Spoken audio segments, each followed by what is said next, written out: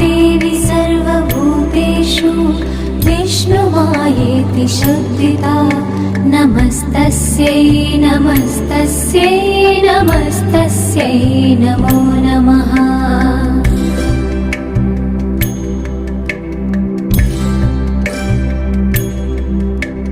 या देवी सर्वभूतेषु चेतनेत्यभिधीयते नमस्तस्यै नमस्तस्यै नमस्तस्यै नमो नमः।